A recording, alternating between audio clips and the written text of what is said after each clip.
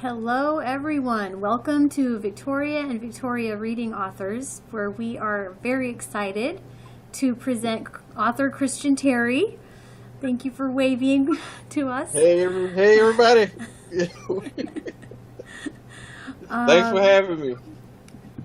You are welcome. You are our first guinea pig victim author interview. This is going to be exciting. All right. Well, introduction. This is, let's see if you can see it all the way down here. It's probably backwards. Apologize for that. This is Christian's book. And if you don't mind, I am going to do a short reading. Okay.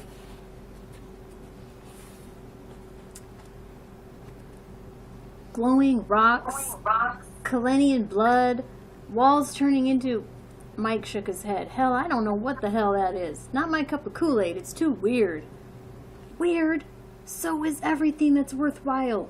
All we have to do is go through this doorway, find the rest of the stones, and live like kings for the rest of our lives. I know you're tired of that cramped apartment. I'm sure you'd rather live in a Buckhead mansion than a Bankhead roach-filled apartment. Embrace the weird, Mike. I love that. Embrace the weird.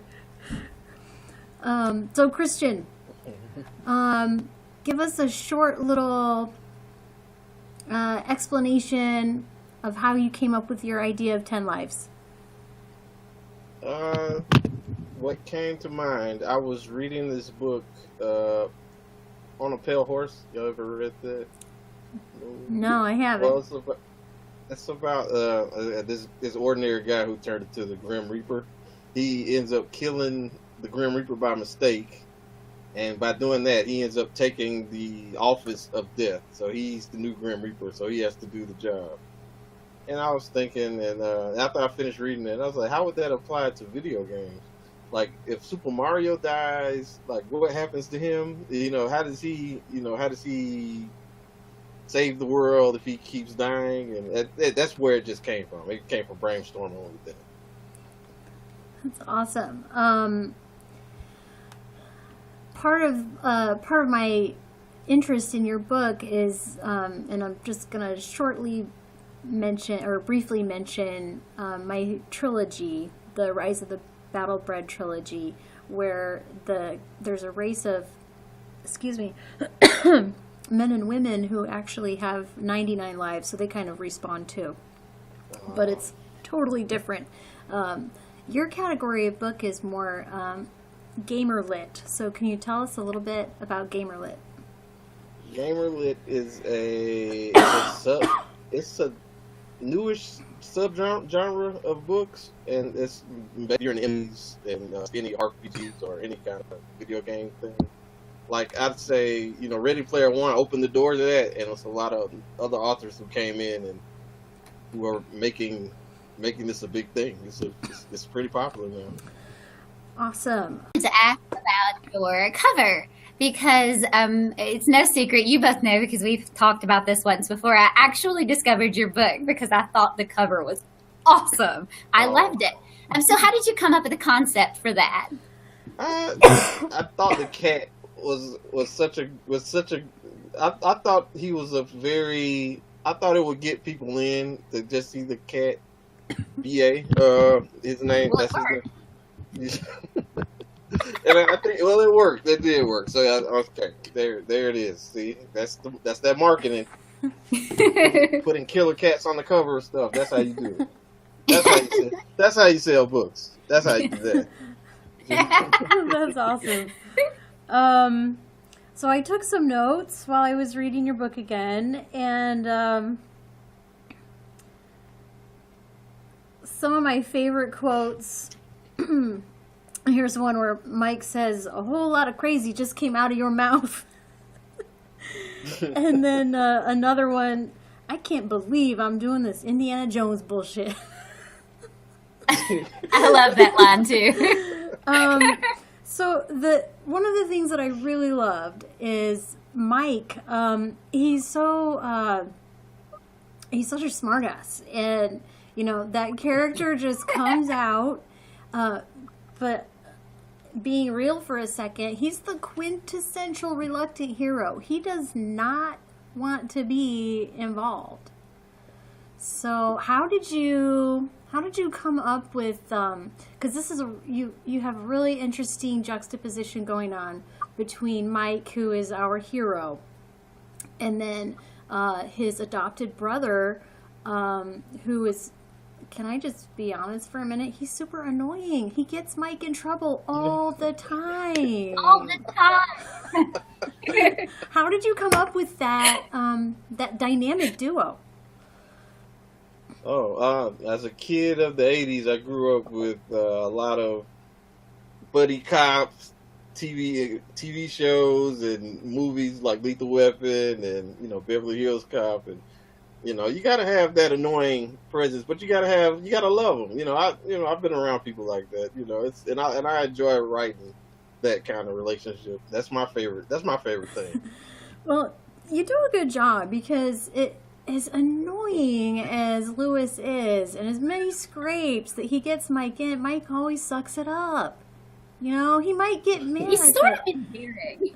What's that, Victoria? I said he's sort of endearing. He's so... you just kind of expect him to mess everything up. So there's a scene, and I love this, because when we're watching movies, especially like a scary movie, and you're like, girl, don't go down into the basement. There's a scene where Mike he's really intelligent, not to mention a Navy SEAL, former Navy SEAL, but there's a scene where he recognizes the danger immediately, and he's like, oh, well, clearly I'm not going to go, touch this item, because it's probably a trap. And he keeps walking, and then the trap is sprung, and he turns around. He knows that he's going to see Lewis trying to get the thing. And it was a beautiful setup, because you're like, Lewis!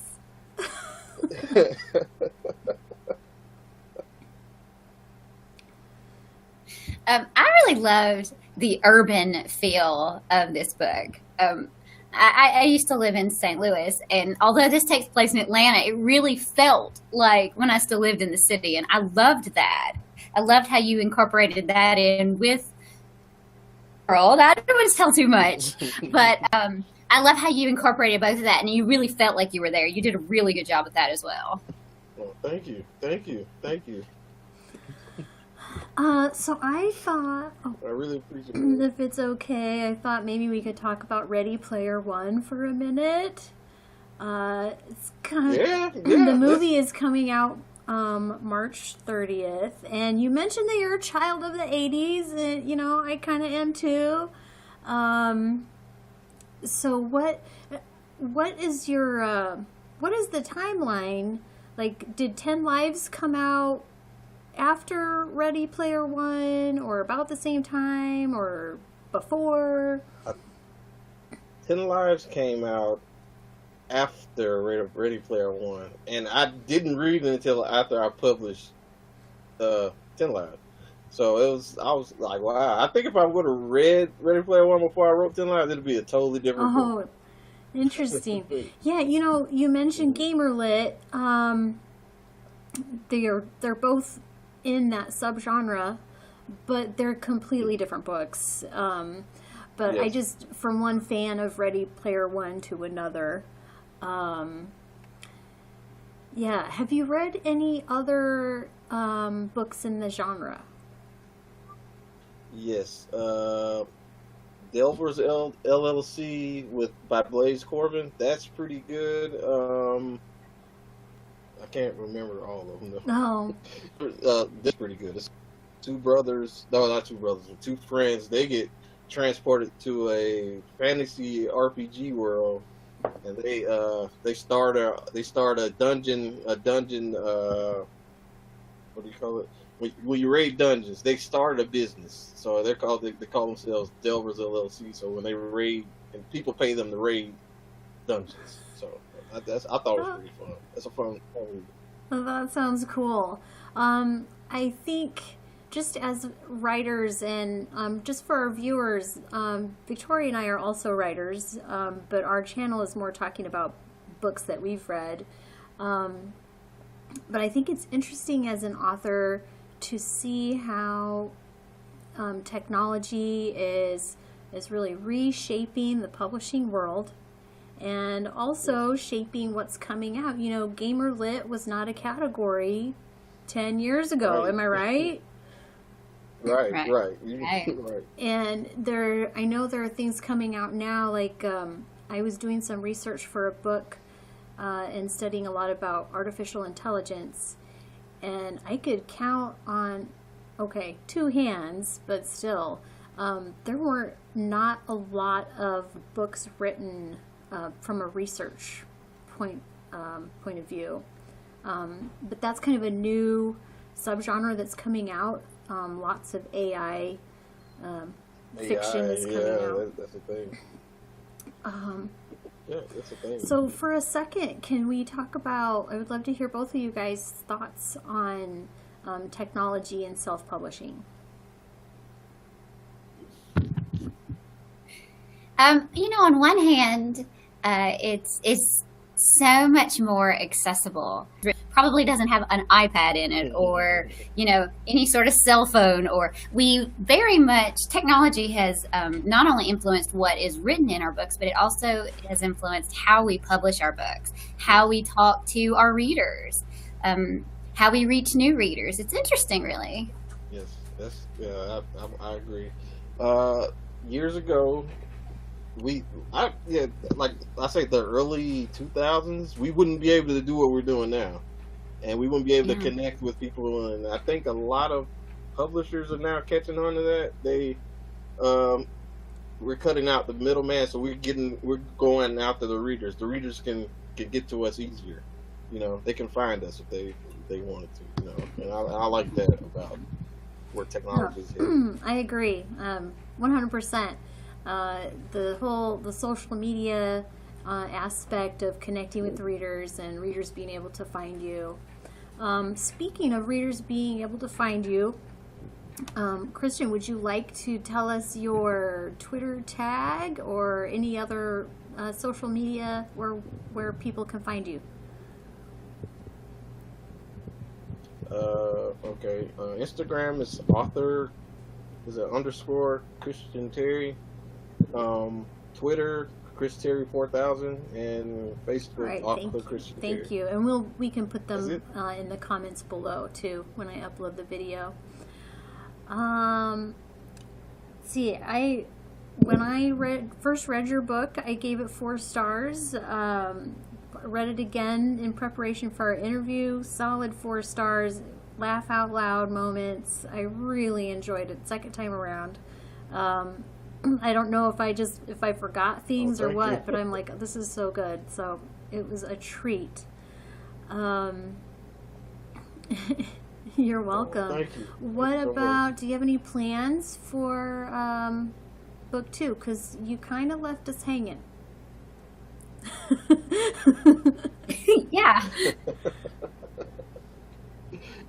Book 2 should be published later on this year. I'm working out this next draft, and it's going good, but I think it'll be a little bit darker than the first one. You know, it's not going to be as jokey, but you know, we'll see.